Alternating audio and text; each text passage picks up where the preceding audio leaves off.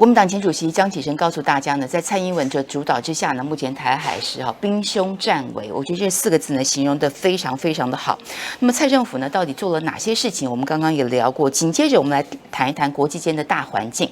最新的消息呢，就是我们看到这个大陆这个外交方面的这个最高的这个官员杨洁篪在瑞士会晤了这个美国的 Sullivan 2个人会谈时间很长，6个小时。那么大家印象谈到这个杨洁篪，可能想到当初有没有在这个阿拉斯加 Anchorage 的那一场会谈，他当时是当众斥责这个美国的官员嘛。那场因为现场的媒体都是直播啊，是全世界看得到啊，所以大家有点惊呆了，没有看过这样的一个这个外交的场面。但这次呢，据说2个人在这个瑞士谈的，双方都说这个非常的坦诚，而且气氛友好，目前是这样。那当然这个过程，因为6小时是可以谈很多很多的事情啊，细节不是太能够确定，双方没有公布，但是最重要的就是敲定了习近平跟拜登在年底之前会登场的一场视讯高峰会啊。那么有一位这个美方的这个匿名的官员有转述了这个拜登的谈话。拜登因为过去他跟这个习近平会晤过，因为2个人他还没有当总统前，他就说呢，哎呀，这个习近平我好久没有看到他了，我很想见他哈，就算是视讯也好这个转述的官员是采用匿名的方式，但是我们看到透过这段谈话呢，你会觉得说，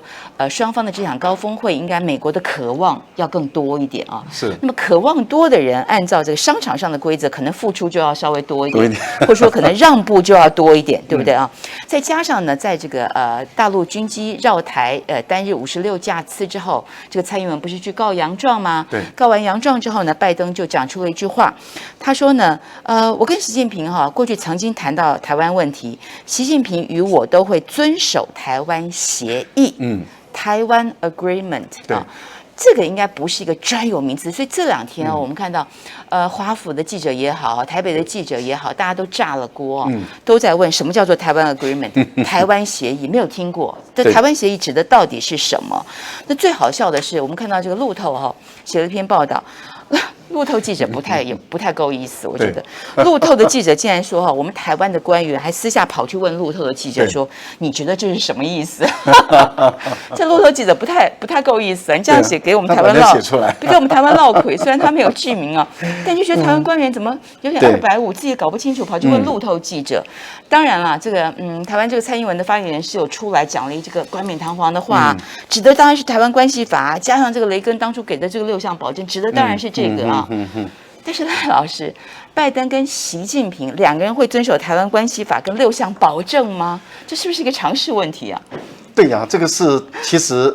白宫的记者也都知道答案，但是他们故意的一定要把你问出来，要从你嘴巴里面吐出来。因为拜登讲的这个台湾协议，而且他强调的是我跟习近平是啊，2个人都共同不是我跟蔡英文对不对？我跟习近平都共同愿意遵守台湾协议。这个道理很明白，因为对大陆来讲，台湾关系法是你的国内法，大陆一向是不同意的。是6项保证是你的国内的内定的一些，它是一个政策声明，对，它连法都不是，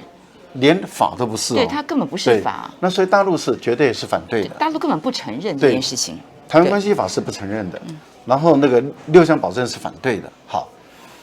那你会跟习近平达成协议，只有1个中国原则，3个公报。其实这个道理非常的明白，大家都听得清楚。我认为白宫的记者也都听得清楚。对，可是故意要问了，他就是要你嘴巴出来。对，结果呢，问题就在于白宫的发言人后来也撑不住了。对，然后他就讲了一个不是实话了。对，为什么他说不是实话？他说这个台湾协议因为他第一个时间回应就是说，那你去看看我们在国务院里面讲的那些话，之前讲的那些话，对，那个就是我的意思。可是人家就翻一翻以后就觉得说不对呀，还是有问题啊。在问他的时候，你看他今天讲的就是说，这个台湾协议就是台湾关系法跟6项保证，大家都觉得你在欺骗谁啊？是啊，你在欺骗谁？你在骗谁？习近平怎么可能同意？所以你看到骗谁啊？第一时间，其实 BBC 就写了一篇专栏就说指的应该就是一中政策。一中政策是什么呢？一中政策就是当初在跟台湾断交之后，他就承认中国大陆嘛，不承认台湾嘛所以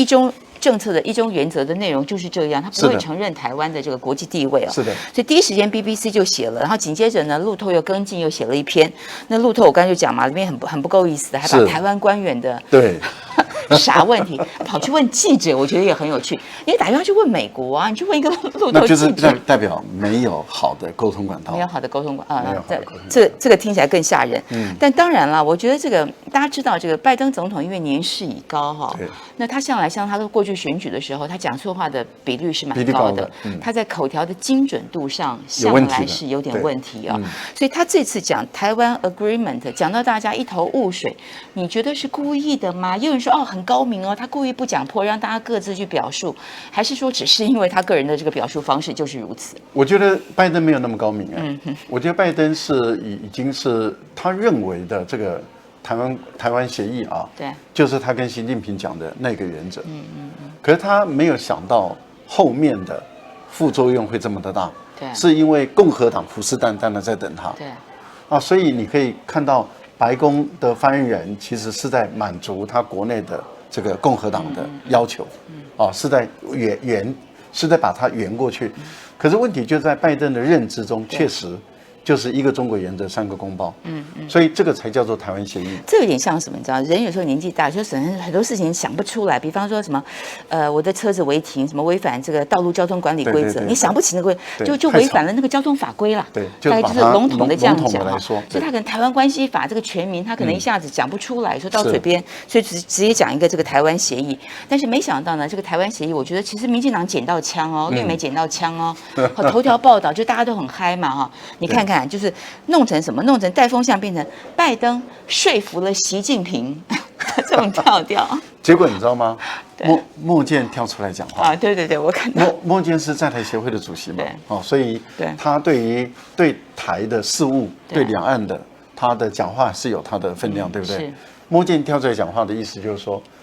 拜登的讲话的意思其实就是一个中国原则3个公报。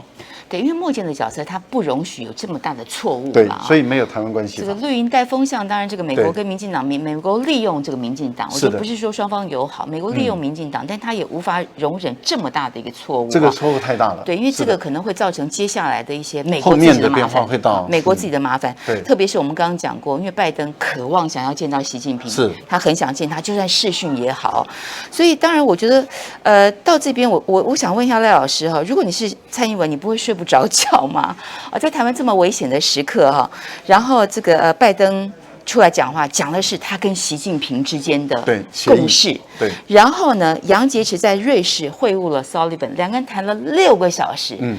你觉得蔡英文也好啊，我们的这个吴钊燮也好啊，还有邱国正也好啊，他们晚上能够睡得着吗？我觉得那要看他们对于台湾跟两岸之间，他们要承担什么责任到一个什么地步了。也就是说。如果以蔡英文他本身是满脑子只想台独，对，而不想我们2300万人的幸福、福利跟安康的话，那他不在乎。不过蔡英文应该早就知道台独就是个假议题嘛。对，台独一直是假议题，但是他一直在操作这个问题。好，但是问题就在于说，我们看到啊，这个中美的关系的变化啊，其实是有几个阶段的。对，其实第一个阶段是大陆对美国释出善意。对，也就是说原本。拜登这个新政府新团队上来的时候，他们最棘手而且最迫切马上要解决的问题，就是跟中国大陆的关系。对，那大陆已经让一步了，就是愿意到阿拉斯加你的国家的领土来去进行谈判。对，那这个对大陆来讲，我已经释出善意了，我让了一步。虽然你要从华府飞到这里来，我飞得比较近，但是那是在你的家里面，所以你是主场。那我已经让一步了，结果布林肯讲的那些非常不友善，而且是一个违反外交官的一个外交原则的一个做法，而且这也不是一个主人的风范嘛，没有主人风范嘛，对不对？你看布林肯这个国务卿一直在闯祸，他第一个闯祸就是跟这个杨洁篪的这个闯祸，对，第二次的闯祸就是宣布这个 AUKUS 对，现在跑到法国一直在做修补。对，所以他在法国，他在法国他还要讲话，他在法国又讲什么护台坚若磐石，反正动不动就是坚若磐石。你知道网友在问什么？网友说那阿富汗呢？阿富汗呢？阿富汗不是也坚若磐石过？年年讲哎。对，越南不是也坚若磐石过哈？都坚若磐石嘛。所以现在很多人觉得布林肯，对不起哦，就觉得他是个渣男。这个他灾难。渣男呐！不是我觉得布林肯的问题是在哪里，你知道吗？布林肯，你看他是一个到目前为止不到1年哦，对，他给拜登闯了2个大祸。现在是拜登亲自出手哎，而且布林肯在目前被架空哎。对，我为什么会这么说您想想看，就是我们刚刚讲的3月份搞僵了，那是一个非常好的局，结果你布林肯搞僵了，对，搞僵了以后怎么办？9月份的时候，拜登亲自打电话了，对，跟习近平就是说把大方向先对9月9号，对，9月9号的那个讲话其实是拜登出手了，所以才会有这次的苏利文。可是你看这次只有请苏利文出场，而没有国务卿了。也就是说由直接代表拜登的苏利文，因为苏利文是白宫的安全助理，他直接只对这个拜登负责，总统对，是最贴身的。所以是由苏利文他直接出面了，跟杨洁篪直接对话，没有布林肯的。对，布林肯跑去跟法国人道歉，然后呢，这个苏利文就到了瑞士。可是你看这一次谈的时候，就谈出一个结果了。对对，那也就是习近平跟这个拜登愿意在年底的时候有个视讯，但是这中间可能还充满了变数。也就是说，美国如果做的情况并不理想，这个视讯也可能就走不下去了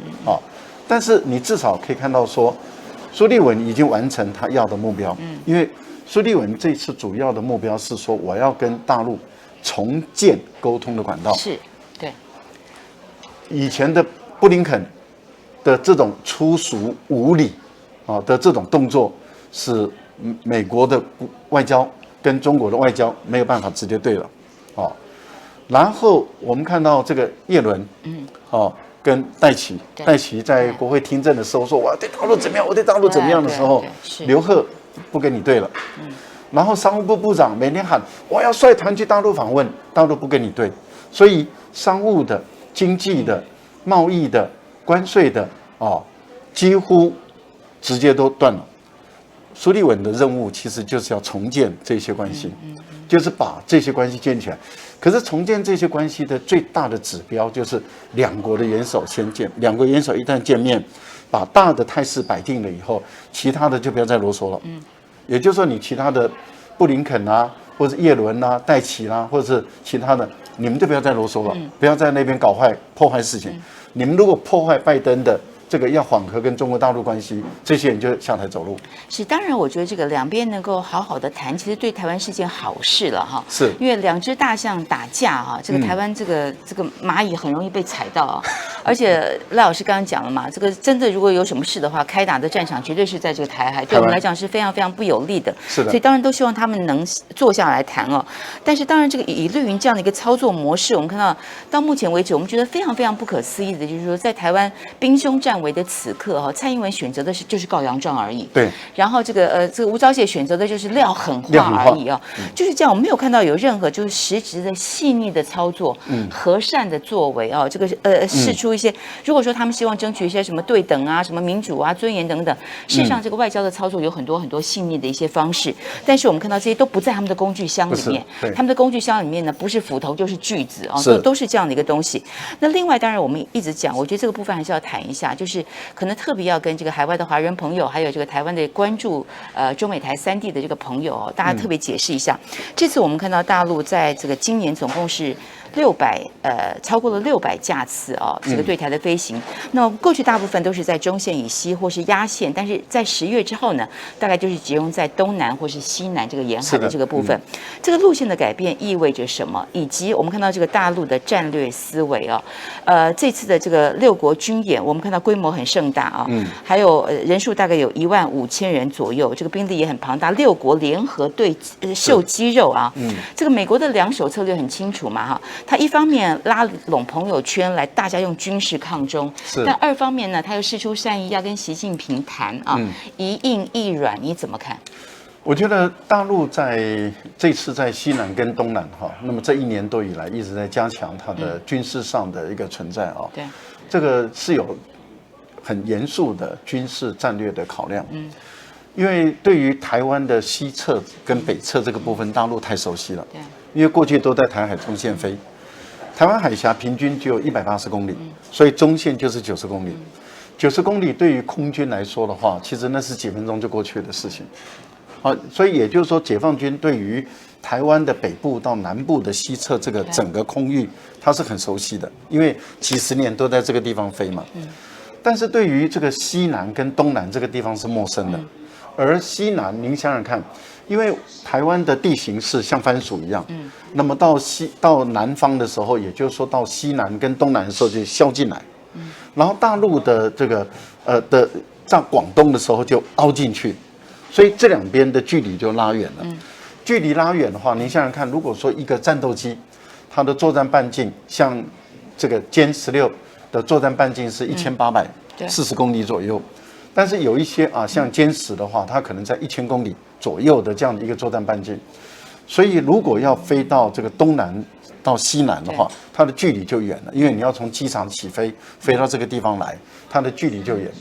这个地方是台湾的军事要塞，因为例如说我们在高雄有左营军港，那是台湾的海军的大本营在左营军港，然后再往北走陆地上的话，嘉义的机场。台南的机场，还有小港的临时可以用的机场，还有台东的那个机场制航基地，然后还有一个九鹏湾的这个导弹的试射基地，然后再往北走的时候就是到花莲的这个佳山基地。所以在这样的一个海域中，台湾的空军的主力，您想想看，已经有几个连队都是设在，就是3、4个连队都放在这个西南部。就是嘉义、台南，然后到台东，到花莲，这样的一个4个连队都放在这个地方。对大陆来讲，在过去这个地方是不守，因为都是遵守的台海中线，所以没有飞到这个地方来。现在一直不断的在这个地方飞的时候，所以对台湾的西南跟东南空域，跟对于整个地区的熟悉就的掌控能力就很强了。还有一个部分就在于。台湾的南方跟菲律宾的中间就是巴士海峡，巴士海峡是一个国际上非常非常重要的交通要道。也就是说，你从南海的船上来了以后，它有的时候是会经过巴士海峡，再往北走到日本。有的时候日本的船往南走的时候是经过巴士海峡，然后再往西走，然后进入南海。所以这个海域事实上是非常重要的一个海域。这次6国军演的3个航母就是往这个方向走。是的，就是这个走法。所以大陆的战机在这个地方举行高架次、高密度的飞行，等于是告诉全世界，特别是告诉美国、日本等这些国家，中国大陆有能力封锁巴士海峡。完全有能力封锁巴士海峡。所以我个人是觉得大陆在这个地方的演练其实是让美国、跟日本、英国他们了解，就是说整个区域中国大陆是具有绝对的优势。